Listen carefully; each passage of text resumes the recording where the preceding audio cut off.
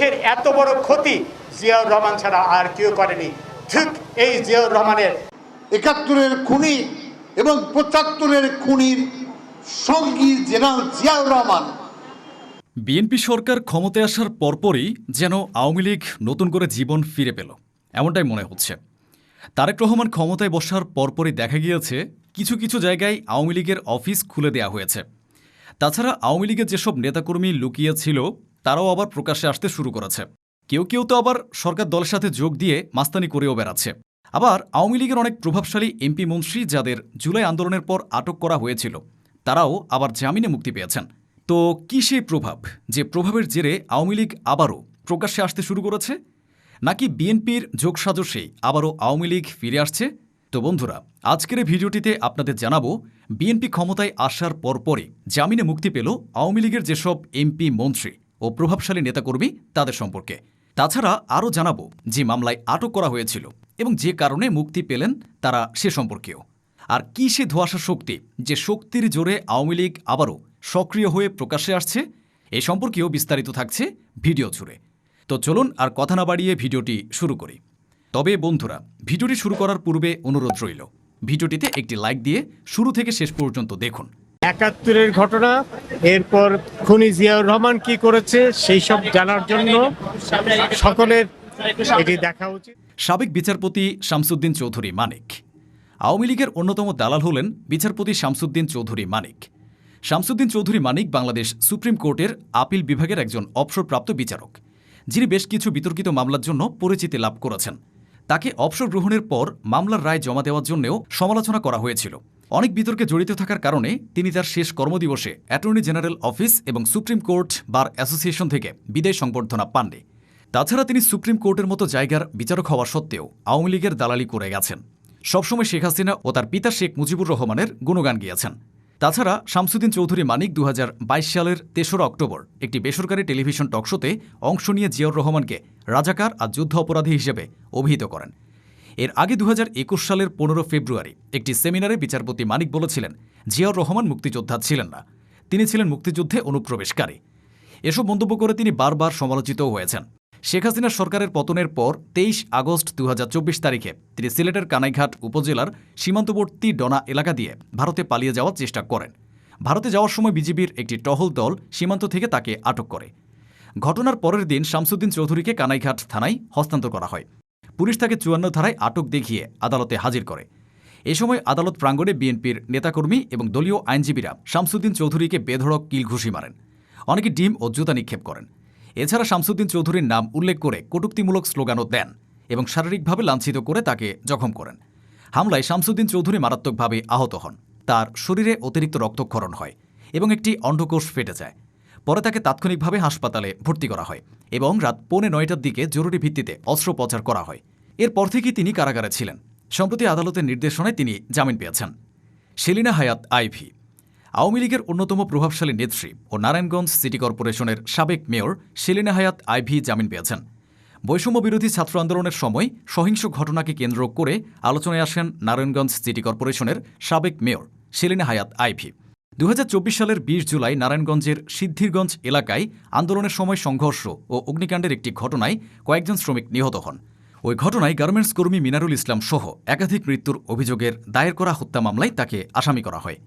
পরে ২০২৫ সালের ৯ মে নারায়ণগঞ্জের দেওভোগে নিজ বাসা থেকে পুলিশ তাকে গ্রেফতার করে এবং আদালতের মাধ্যমে কারাগারে পাঠানো হয়।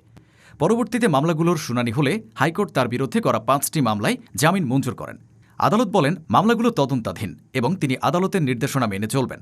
এই বিবেচনায় তাকে জামিন দেওয়া হয়। ফলে দীর্ঘদিন কারাগারে থাকার পর আইনি প্রক্রিয়ার মাধ্যমে মামলার বিচার মোকাবিলা করার সুযোগ পান সেলিনা হায়াৎ আইভী। আব্দুর রহমান বদি। জামিন পেয়েছেন কক্সবাজারের শীর্ষ সন্ত্রাসী, স্বীকৃত ইয়াবা ব্যবসায়ী ও আওয়ামী লীগের সাবেক এমপি আব্দুর রহমান বদি হাইকোর্ট থেকে জামিন পেয়েছেন। দুর্নীতির মামলায় আওয়ামী লীগ আমলেই সাজাপ্রাপ্ত ছিলেন তিনি। কক্সবাজার ৪ আসন থেকে নির্বাচিত সাবেক জাতীয় সংসদ সদস্য এই বদি ২০২৪ সালের জুলাই অভ্যুত্থানের পরে আন্দোলনকারীদের উপর সহিংসতার মামলায় গ্রেফতার হন। বাংলাদেশের বিভিন্ন সংবাদ মাধ্যমের খবর অনুযায়ী তাকে অনেক সময় বাংলাদেশের ইয়াবার মূল হোতা হিসেবে বিবেচনা করা হয়। বাংলাদেশের মাদকের পৃষ্ঠপোষক হিসেবে রাষ্ট্রীয় সংস্থাসমূহ যে তালিকা প্রণয়ন করে তাতে বদিকে পৃষ্ঠপোষক হিসেবে এবং মাদকদ্রব্য নিয়ন্ত্রণ অধিদপ্তরের তালিকায় তার নাম শীর্ষে দেখানো হয়েছে। তো কী সে প্রভাব যে প্রভাবের জেরে বদিকে জামিন দেওয়া হলো? সত্যি কি বিএনপির পৃষ্ঠপোষকতায় জামিন পেয়েছেন বদি? আপনার কি মনে হয় কমেন্টে লিখে জানান। জেবুন্নেসা আফরোজ 18 ফেব্রুয়ারি বরিশাল সদর আসনের সাবেক সংসদ সদস্য ও মহানগর আওয়ামী লীগের সহসভাপতি জেবুন্নেসা আফরোজ জামিন পেয়েছেন। এর আগে আগস্টে আওয়ামী লীগ সরকারের পতনের পর জেবুন্নেসা আফরোজ ঢাকায় তার নিজ বাসায় অবস্থান করছিলেন। 16 মে রাতে জেবুন্নেসাকে ওই বাসা থেকে আটক করে ঢাকা মহানগর গোয়েন্দা পুলিশের একটি দল। এরপর বৈষম্য বিরোধী ছাত্র আন্দোলন চলাকালে রাজধানীর ভাটারা থানা এলাকায় শামীম মিয়া হত্যাচেষ্টা মামলায় তাকে গ্রেফতার দেখিয়ে 17 মে আদালতের মাধ্যমে কারাগারে পাঠানো হয়। রাশেদ খান মেনন আওয়ামী লীগের অন্যতম প্রভাবশালী নেতা ও আওয়ামী লীগের মন্ত্রিসভার সাবেক মন্ত্রী হলেন রাশেদ খান মেনন। আপনাদের সবারই জানা, শেখ হাসিনা পালানোর পর আওয়ামী লীগের সকল প্রভাবশালী নেতাই পালাতে শুরু করে। সে সময় আইনশৃঙ্খলা বাহিনী আটক করে বাংলাদেশ ওয়ার্কার্স পার্টির সভাপতি রাশেদ খান মেননকে। পরে তাকে আন্দোলন ঘিরে সংঘর্ষে একজন নিহত হওয়ার ঘটনায় দায়ের করা একটি হত্যা মামলায় গ্রেফতার দেখানো হয়। মামলায় অভিযোগ আনা হয় আন্দোলনের সময় সংঘটিত সহিংসতার ঘটনায় তিনি নৈতিক ও রাজনৈতিকভাবে দায়ী। তবে আদালতের শুনানির সময় তার আইনজীবীরা বলেন, ঘটনার সাথে মেননের সরাসরি কোনো সম্পৃক্ততার প্রমাণ নেই এবং তদন্ত এখনও শেষ হয়নি। এসব যুক্তি বিবেচনায় নিয়ে আদালত তাকে জামিন দেন। এর আগে এই রাশেদ খান মেনন বিভিন্ন সময় জিয়াউর রহমান ও তার পরিবারকে নিয়ে আপত্তিকর মন্তব্য করেন। আর সেই আওয়ামী লীগের দালালি বিএনপির ক্ষমতায় থাকা অবস্থায় মুক্ত অবস্থায় ঘুরছে। ব্যাপারটা বুঝতে পারছেন?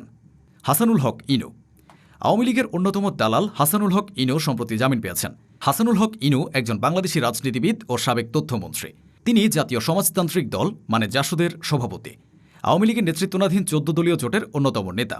2024 সালে ছাত্র গণঅভ্যুত্থানে শেখ হাসিনার পতনের পর 26 আগস্ট 2024-এ উত্তরার একটি বাসা থেকে তাকে গ্রেফতার করা হয়। পরে তাকে নিউ মার্কেট থানার একটি হত্যা মামলায় গ্রেফতার দেখানো হয়। অভিযোগ ছিল কোটা সংস্কার আন্দোলনের সময় সংঘর্ষে এক ব্যবসায়ী নিহত হওয়ার ঘটনায় করা মামলায় তাকে আসামি করা হয়েছে। তবে আদালতে শুনানির সময় তার আইনজীবীরা দাবি করেন ইনু সরাসরি ওই ঘটনার সাথে জড়িত নন এবং মামলাটি তদন্তাধীন। সব দিক বিবেচনা করে আদালত তাকে জামিন মঞ্জুর করেন। ফলে কারাগারে না থেকে আইনি প্রক্রিয়ার মধ্যেই মামলার বিচার মোকাবিলা করার সুযোগ পান হাসানুল হক ইনু। এর আগে 2013 সালে হাসানুল হক ইনু জিয়াউর রহমানকে নিয়ে আপত্তিকর মন্তব্য করেছিলেন। তাছাড়া বিভিন্ন সময় জিয়া পরিবারকে নিয়েও বিরূপ মন্তব্য করেছেন বলে অভিযোগে বলা হয়। 71-এর খুনি এবং 75-এর খুনির সঙ্গী জেনারেল জিয়াউর রহমান যদি হালাল না হয়, রাজাকার আর জঙ্গির সঙ্গী বিএনপিও রাজনীতিতে হালাল হতে পারে না। ইনু মূলত হাসিনার শেখানো বলি আউড়িয়েই মিথ্যাচার করেছেন জিয়াউর রহমানকে নিয়ে। তার মতো চিহ্নিত দালালদের জামিন মঞ্জুর করাই তাই হাসিনার অপরাধকেই একভাবে ছোট করা হয়েছে বলে মন্তব্য করেছেন অনেকেই। এছাড়া সম্প্রতি সন্ত্রাস বিরোধী আইনের একটি মামলায় 3 মাস কারাভোগের পর জামিনে মুক্তি পেয়েছেন সাংবাদিক আনিস আলমগীর। তার মুক্তির পর সমালোচনা শুরু হয় চারদিকে। এ সময় অনেকে সামনে নিয়ে আসেন আনিসের আওয়ামী প্রীতি এবং তার একসময়ের তারেক রহমান ও বিএনপির বিরোধিতার বিভিন্ন লেখার অংশ। বিষয়টি নিয়ে ফেসবুকে পোস্ট দিয়েছেন অনলাইন অ্যাক্টিভিস্ট ও লেখক ড পিনাকি ভট্টাচার্য। পোস্টে তিনি আনিসের বিভিন্ন লেখার স্ক্রিনশট জুড়ে দিয়েছেন। যেসব লেখায় তারেক রহমান ও বিএনপির অযৌক্তিক সমালোচনা করেন আনিস আলমগীর। তাছাড়া জামিনপ্রাপ্ত অন্য 2 নেতা হলেন বরিশাল মহানগর ছাত্রলীগের সাবেক সভাপতি ও সদর উপজেলার সাবেক ভাইস চেয়ারম্যান জসিমউদ্দিন এবং মহানগর যুবলীগের যুগ্ম আহ্বায়ক মাহমুদুল হক খান মামুন। তারা সবাই জুলাই হত্যা মামলার আসামি। এভাবে প্রতিদিনই দীর্ঘ হচ্ছে আওয়ামী লীগ নেতাদের জামিনের তালিকা। 2024 সালের আগস্টে ক্ষমতার পরিবর্তনের পর কার্যক্রম নিষিদ্ধ ঘোষিত হলেও 2026 সালের ফেব্রুয়ারিতে দেশের বিভিন্ন জেলা উপজেলায় আওয়ামী লীগের কার্যালয়গুলো আবারও খুলতে শুরু করেছে দলটি। পঞ্চগড়, ঠাকুরগাঁও, বরগুনা ও পটুয়াখালী সহ অন্তত 15টি জেলায় তালা ভেঙে নেতাকর্মীরা অফিসে প্রবেশ করেছেন এবং পতাকা উত্তোলন করেছেন। এই কার্যক্রমের নেপথ্যে শেখ হাসিনার নির্দেশনা রয়েছে বলে দাবি করা হচ্ছে। একের পর এক আওয়ামী লীগের চিহ্নিত সন্ত্রাসীদের জামিন এবং কার্যালয় খোলা নিয়ে উদ্বেগ জানিয়েছে ছাত্র জনতা। তো বন্ধুরা, আওয়ামী লীগের আবারও রাজনীতির মাঠে ফেরা এবং নেতাকর্মীদের জামিন পাওয়ার নেপথ্যে কারা দায়ী বলে আপনার মনে হয় কমেন্টে লিখে জানান আপনার মন্তব্য। ভিডিওটি ভালো লাগলে শেয়ার করুন এবং চ্যানেলটিতে নতুন হয়ে থাকলে সাবস্ক্রাইব করে বেল আইকনটি বাজিয়ে রাখুন। ধন্যবাদ।